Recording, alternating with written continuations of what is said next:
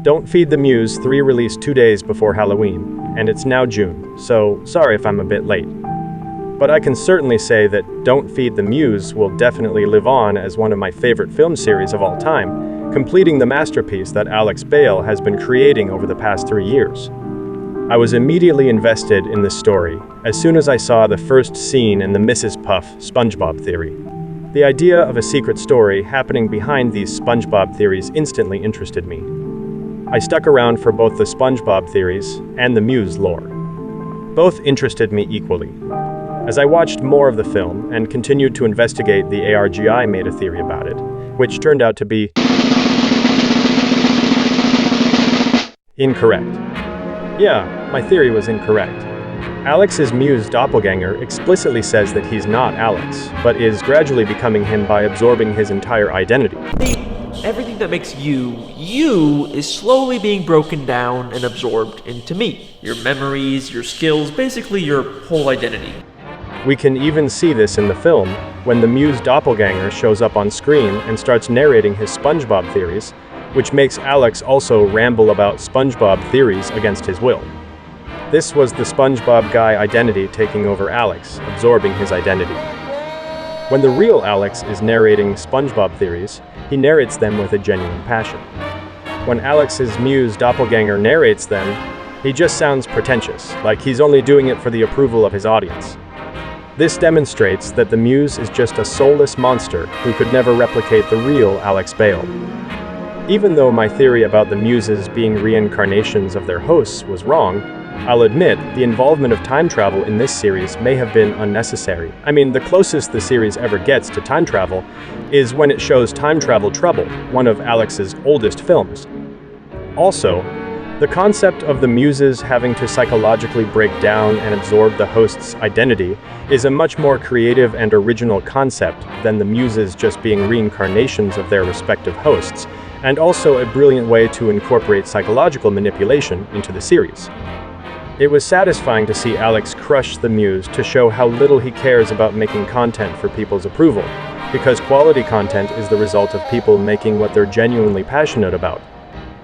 The scene with all of the Muse doppelgangers walking towards Mother to perform the reconnection was genuinely creepy, and the ambiguity of the reconnection process makes it even creepier. What is this reconnection process, and what does it entail? Either way, the series had a satisfying start, and I knew it would have a satisfying end.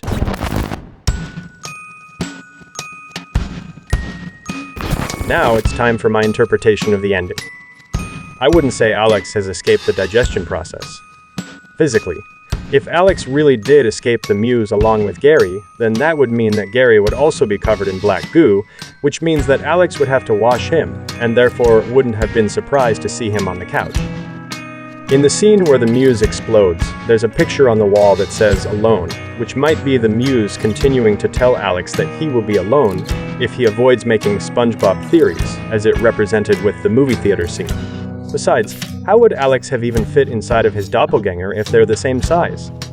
Maybe a Muse doppelganger is bigger on the inside, like a living TARDIS. And no, I'm not saying they're living time machines again, since that's already been disproven. Also, if Alex was able to physically escape the digestion process, there would probably only be a small piece of him remaining. So yeah, Alex is still inside the Muse, or at least according to my interpretation.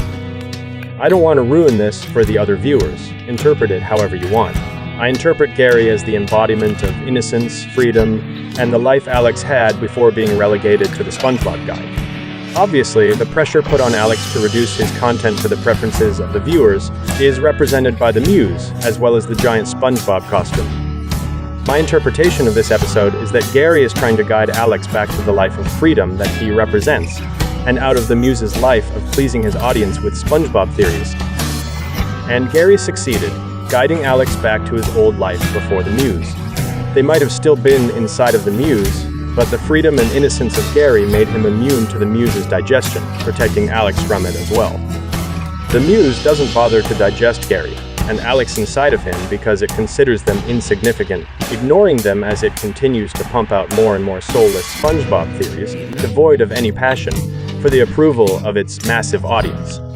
It doesn't care about Alex and Gary surviving within its figurative and literal digestive system, but Alex doesn't care if it cares.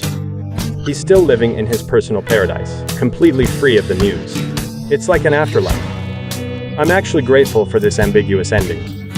It lets us, the viewers, contemplate and talk about the series more. It allows the series to live on, in our conversations, in our social media posts, and whatever other discoveries or theories we make about it. It also allows us to make more theories about it. Speaking of which, with Mother's true intentions not being elaborated on further, I decided to tell you my theory about what Mother's true intentions are. I think Mother was trying to control the population through the entertainment industry.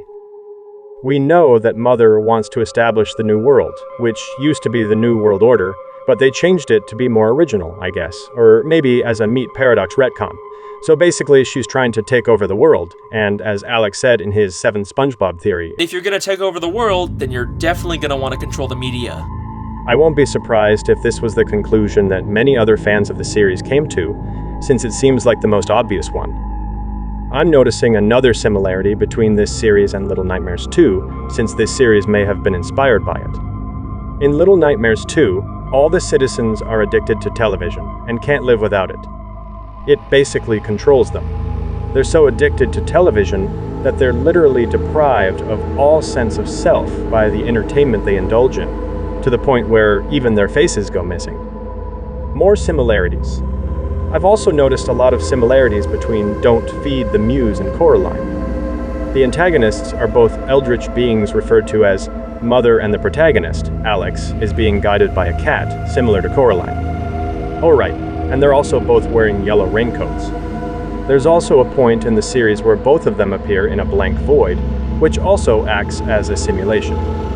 In addition, Wybie's mask kind of looks like Jared, so I wouldn't be surprised if Don't Feed the Muse was partially inspired by Coraline. In conclusion, Don't Feed the Muse is officially one of my favorite films of all time. This is yet another work of genius by Alex Bale, one of my favorite artists, and I'm definitely anticipating whatever Alex is creating next. Maybe he'll promote it with another ARG. In the meantime, I'm a stick figure, and I'll see you next time, I guess.